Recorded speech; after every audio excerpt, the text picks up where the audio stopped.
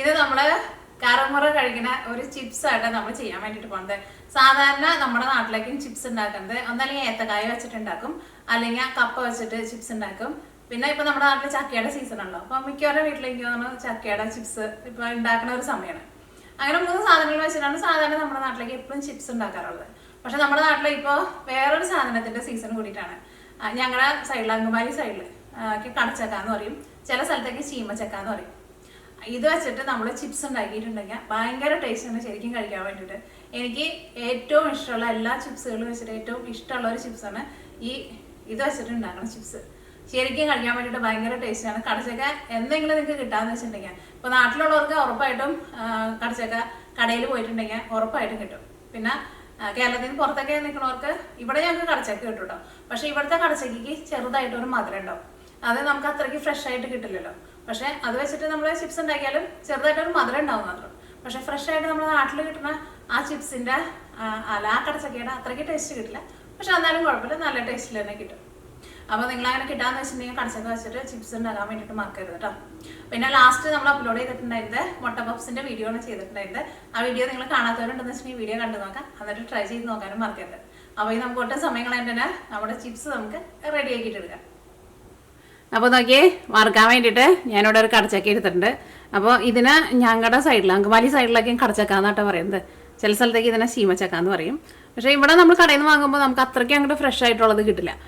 പക്ഷെ നാട്ടിലേക്ക് ആകുമ്പോൾ നല്ല ഫ്രഷ് ആയത് കിട്ടുമല്ലോ. പിന്നെ മിക്കവരും വീട്ടിൽ ഇതിൻ്റെ മരമൊക്കെ ഉണ്ടാവും. അപ്പോൾ എന്ന് വെച്ചിട്ടുണ്ടെങ്കിൽ അത് നല്ല ഫ്രഷ് ആയിട്ടിരിക്കുമല്ലോ. അപ്പോൾ എന്ത് സാധനം നമ്മൾ ഫ്രൈ ചെയ്തിട്ട് എടുക്കുമ്പോൾ ഫ്രഷാന്ന് വെച്ചിട്ടുണ്ടെങ്കിൽ അത് വറുത്തിട്ട് എടുക്കുമ്പോൾ കുറച്ചും കൂടി നല്ല ടേസ്റ്റ് ഉണ്ടാവും. പക്ഷേ ഇതിനും ടേസ്റ്റൊക്കെ ഉണ്ടാവും, പക്ഷേ ഫ്രഷിൻ്റെ അത്രയ്ക്ക് അങ്ങോട്ട് ഒരു ഫ്രഷ്നെസ് വരില്ല നമുക്ക്.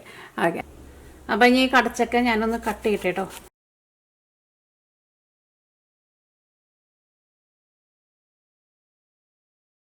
ഈ കടച്ചക്ക ഉണ്ടല്ലോ, ഞങ്ങളുടെ അങ്കമാലി സൈഡിലേക്ക്, എനിക്ക് തോന്നുന്നു ബാക്കിയുള്ള ആൾക്കാരൊക്കെ വെക്കാനുണ്ടാവുമായിരിക്കും. പക്ഷെ ഞങ്ങളുടെ അങ്കമാലി സൈഡിൽ ഇത് ബീഫ് ഇട്ടിട്ട് തേങ്ങ വറുത്തരച്ചിട്ട് ഈ കടച്ചക്കയും കൂടിയിട്ട് കറി വയ്ക്കും. ഭയങ്കര ടേസ്റ്റാണ്. അല്ലെങ്കിൽ ആ ബീഫ് ഇല്ലാണ്ട് വെറുതെ വറുത്തരച്ചിട്ട് കറി വയ്ക്കുക, അല്ലെങ്കിൽ ഇത് വെറുതെ തന്നെ നമ്മൾ തോരനൊക്കെ വയ്ക്കില്ലേ, അതേപോലെ തോരൻ വയ്ക്കുക, അല്ലെങ്കിൽ ഉലർത്തിയിട്ട് എടുക്കുക. അങ്ങനെ എടുത്താലും നല്ല ടേസ്റ്റ് ആയിരിക്കും. പക്ഷേ എനിക്ക് കൂടുതലിഷ്ടം തേങ്ങ അരച്ചിട്ട് ബീഫ് ഇട്ടിട്ട് കറി വയ്ക്കുന്നത്. നല്ല ടേസ്റ്റ് ആയിരിക്കും ശരിക്കും. കാരണം ഈ കടച്ചക്കയുടെ ഉള്ളിലേക്കൊക്കെ ബീഫിൻ്റെ ടേസ്റ്റൊക്കെ നന്നായിട്ട് പിടിക്കും. ഈ കടച്ചക്കയുടെ ഉള്ളു ഭയങ്കര സോഫ്റ്റ് ആയിട്ടിരിക്കും, പക്ഷേ അങ്ങനെ ഉടഞ്ഞു പോയില്ല. അതുകൊണ്ട് തന്നെ ബീഫിലിട്ടിട്ട് വെച്ചിട്ടുണ്ടെന്ന് വെച്ചിട്ടുണ്ടെങ്കിൽ നല്ല ടേസ്റ്റ് ആയിരിക്കും.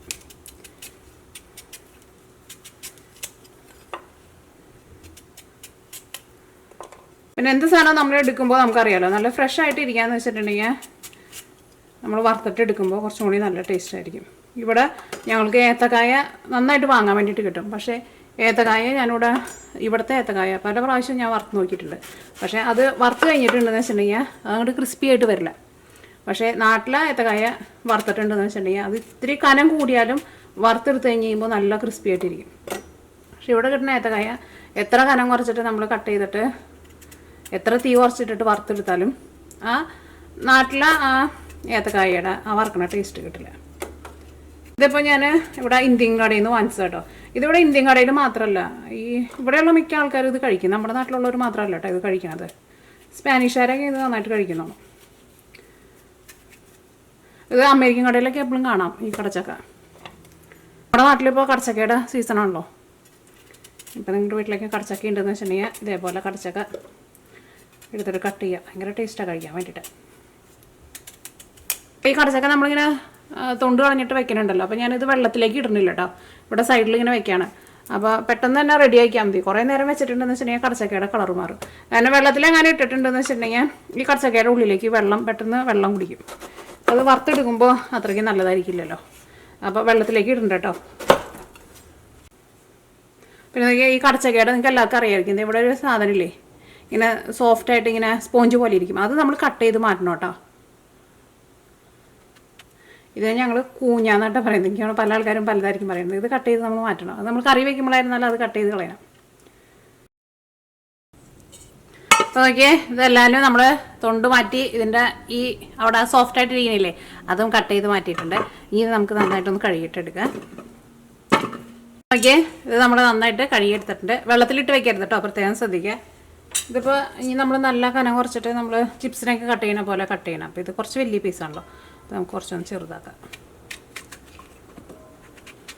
അപ്പോൾ അത് ഒന്നല്ല ഞാൻ കത്തിയും കൊണ്ട് നല്ല കനം കുറച്ചിട്ട് കട്ട് ചെയ്തിട്ട് എടുക്കുക. അപ്പോൾ ഞാനിവിടെ നോക്കി ഇതേപോലെ ഇങ്ങനെ ഒരു കട്ടിങ് മെഷീൻ ഉണ്ട് എൻ്റെ അടുത്ത്. ഇതുമേണ് ചെയ്യാൻ വേണ്ടിയിട്ട് പോകുന്നത്. ഇതും വെച്ച് ചെയ്യാൻ വേണ്ടിയിട്ട് നല്ല ഈസി കേട്ടോ. ഇത് ഫുഡ് നെറ്റ്വർക്ക് എന്ന് പറഞ്ഞിട്ട് ഒരു കമ്പനിയുടെ ആണ്. ഇതാണ് ഇതിൻ്റെ ബ്ലേഡ്. ഇത് നമുക്ക് ബ്ലേഡ് ഇവിടെ നമുക്കിങ്ങനെ അഡ്ജസ്റ്റ് ചെയ്യാൻ വേണ്ടിയിട്ട് പറ്റും. ഇതിങ്ങനെ തിരിപ്പിക്കുമ്പോൾ ഇതിങ്ങനെ പൊന്തി വരും. അപ്പോൾ പൊന്തി വരുന്നതനുസരിച്ചിട്ട് അതിൻ്റെ തിക്നെസ് കൂടും, താഴ്ന്നു പോകുന്നതനുസരിച്ചിട്ട് അതിൻ്റെ തിക്നെസ് കുറഞ്ഞു വരും.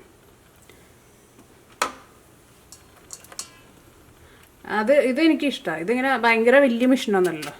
ചിലതൊക്കെ ഭയങ്കര വലിയത് മെഷീനൊക്കെയാണല്ലോ. നാട്ടിൽ എൻ്റെ മമ്മി ഒരെണ്ണം വാങ്ങിച്ചിട്ടുണ്ട്. അത് കുറേ ബ്ലേഡും കുറേ സാധനങ്ങളൊക്കെ ഉണ്ട്. പക്ഷെ അതൊക്കെ നമ്മൾ എടുക്കൽ ഭയങ്കര കുറവായിരിക്കും. ഇതൊക്കെ ആകുമ്പോൾ ഇങ്ങനത്തെ ആകുമ്പോൾ ഭയങ്കര ചെറുതാണല്ലോ, നമുക്ക് പെട്ടെന്ന് എടുക്കാനും കഴുകി വയ്ക്കാനൊക്കെ എളുപ്പമാണ്. പിന്നെ നമ്മൾ കട്ട് ചെയ്തിട്ട് എടുക്കുമ്പോൾ പ്രത്യേകം ശ്രദ്ധിക്കുക, ഭയങ്കര കനത്തിൽ നമ്മൾ കട്ട് ചെയ്യരുത് കേട്ടോ. അപ്പോൾ ഇനി ഇതിൽ നിന്ന് ഓരോ പീസായിട്ട് എടുത്തിട്ട് ഞാൻ ഇതും വെച്ചിട്ടാണല്ലോ ചെയ്യാൻ വേണ്ടിയിട്ട് പോകുന്നത്. അപ്പോൾ കത്തി വെച്ചിട്ടാണെന്ന് വെച്ചിട്ടുണ്ടെങ്കിൽ നമ്മൾ കത്തിയും കൊണ്ട് നോക്കിയാൽ കയ്യിൽ പിടിച്ചിട്ട് അതെങ്ങനെ നിങ്ങൾക്ക് മയോന്ന് വെച്ചിട്ടുണ്ടെങ്കിൽ അതേപോലെ ചെയ്യാം. ഭയങ്കര നല്ല നൈസായിട്ട് നമ്മൾ കട്ട് ചെയ്തിട്ട് എടുക്കണം. അപ്പോഴായിരിക്കും നമുക്കത് ശരിക്കും മുരിഞ്ഞു കിട്ടാം കേട്ടോ. പിന്നെ ഒരു വിധം എല്ലാവരും ഒരേ കനത്തിൽ തന്നെ കട്ട് ചെയ്തിട്ട് എടുക്കാനും ശ്രദ്ധിക്കണം കേട്ടോ. അപ്പോൾ ഇതും വെച്ചിട്ട് നോക്കിയാൽ കായൊക്കെ ആയിരുന്നാലും കട്ട് ചെയ്യാൻ വേണ്ടിയിട്ട് നല്ല എളുപ്പം. ഇത് പിന്നെ അത്രയ്ക്ക് ഫ്രഷ് അല്ല കേട്ടോ. ഈ കടച്ചക്ക, നാട്ടിലെ കടച്ചക്കയൊക്കെ എന്ന് വെച്ചിട്ടുണ്ടെങ്കിൽ നല്ല കട്ടിയിലിരിക്കും. ഇത് അത്രയ്ക്ക് ഫ്രഷ് ഒന്നല്ല.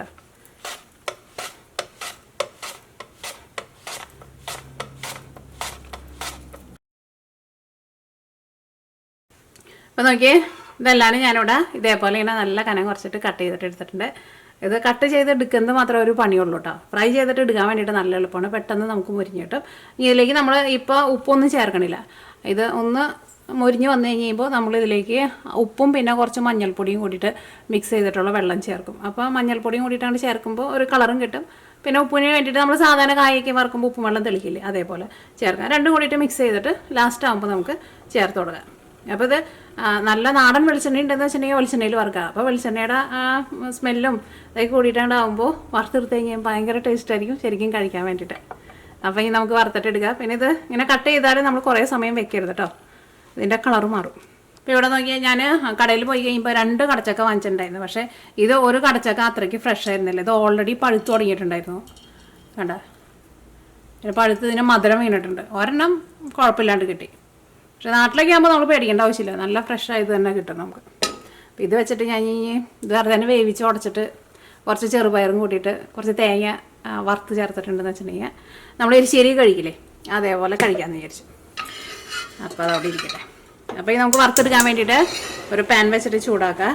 വെളിച്ചെണ്ണ ഉണ്ടെന്ന് വെച്ചിട്ടുണ്ടെങ്കിൽ വെളിച്ചെണ്ണയിൽ ചേർക്കുക. ഇത് ഞാനിവിടെ കോൺ ഓയിലായിട്ടാണ് വറുത്തിട്ടെടുക്കുന്നത്. അപ്പോൾ നമ്മുടെ ഉപ്പും വെള്ളം നമുക്ക് ഫസ്റ്റ് ഒന്ന് റെഡി ആക്കിയിട്ട് വയ്ക്കാം കേട്ടോ.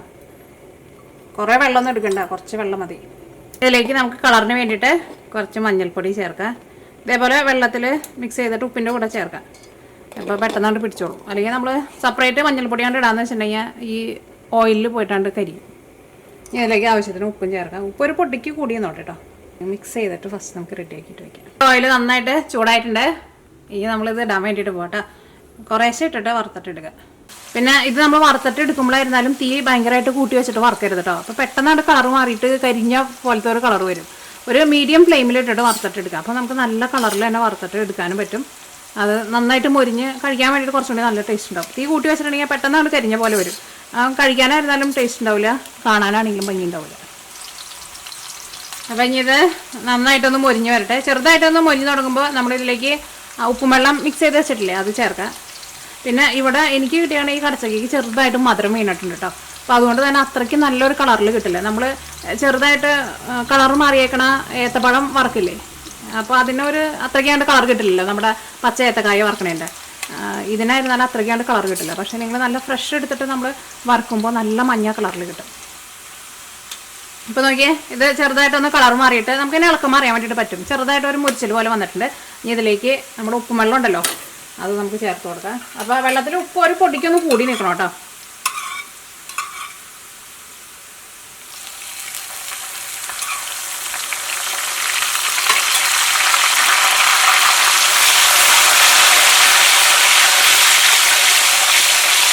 അത് ഉപ്പ് വെള്ളം ചേർത്ത് കഴിക്കാനെ നമ്മൾ ഇതേപോലെ തന്നെ ഇളക്കി കൊടുക്കണം. അപ്പോഴായിരിക്കും ഉപ്പ് എല്ലായിടത്തും ആവാട്ടോ.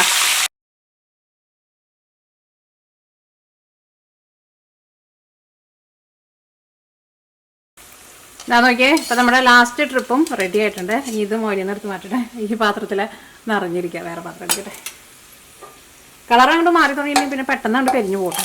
പിന്നെ കഴിയുന്നത് ഞാൻ പറഞ്ഞ പോലെ തന്നെ തീ കുറച്ച് വെച്ചിട്ട് വറുത്തിട്ടെടുക്കുക. അപ്പം നല്ല കളറിൽ കിട്ടും നമുക്ക്. നോക്കിയേ, നമ്മുടെ കടച്ചക്ക അല്ലെങ്കിൽ ചീമച്ചക്ക വറുത്തെടുത്ത് റെഡി ആയിട്ടുണ്ട്. വറുത്തിട്ട് എടുക്കുമ്പോൾ പ്രത്യേകം ശ്രദ്ധിക്കുക, തീ ഒരുപാട് കൂട്ടി വെച്ചിട്ട് വറുക്കരുത്. തീ ഒരുപാട് കൂട്ടി വെച്ചിട്ടുണ്ടെന്ന് വെച്ചിട്ടുണ്ടെങ്കിൽ പെട്ടെന്ന് അങ്ങോട്ട് കളർ മാറും കേട്ടോ. ഭയങ്കര ഒരു ഡാർക്ക് കളറാവും. പിന്നെ അത് കഴിക്കാനാണെങ്കിൽ അത്രയ്ക്ക് ടേസ്റ്റ് ഉണ്ടാവില്ല. അപ്പോൾ ഒരു മീഡിയം ഫ്ലെയിമിലിട്ടിട്ട്, വലിയ ബർണറൊക്കെയാണെന്ന് വെച്ചിട്ടുണ്ടെങ്കിൽ മീഡിയം ഫ്ലെയിമിനേക്കാളും ഒന്നും കൂടി കുറച്ച് വെച്ചിട്ട് അങ്ങനെ ഫ്രൈ ചെയ്തിട്ട് എടുക്കുക. ശരിക്കും കഴിക്കാൻ വേണ്ടിയിട്ട് ഭയങ്കര ടേസ്റ്റ് ആട്ടോ. എനിക്ക് ഭയങ്കര ഇഷ്ടമായി സാധനം. പക്ഷേ ഇവിടെ ഞങ്ങൾക്കാണ് കിട്ടുന്നത് ചെറുതായിട്ട് മധുരം വീണിട്ടുണ്ട്. പക്ഷേ നാട്ടിലേക്ക് ആകുമ്പോൾ നല്ല ഫ്രഷ് ആയിരിക്കും. പക്ഷേ ഇതായിരുന്നാലും നല്ല ടേസ്റ്റ് ഉണ്ട്. പക്ഷേ ഒരു ചെറുതായി മധുരം ഇഷ്ടമുള്ളവർക്ക് ചിലപ്പോൾ ഇതേപോലെ മധുരം വീണതായിരിക്കും കേട്ടോ ഇഷ്ടം. ഞാൻ ഓരോന്ന് കഴിച്ചോട്ടെ. നല്ല കറുമറാന്നിട്ട് ഇരിക്കും കേട്ടോ. കണ്ടില്ല, നല്ല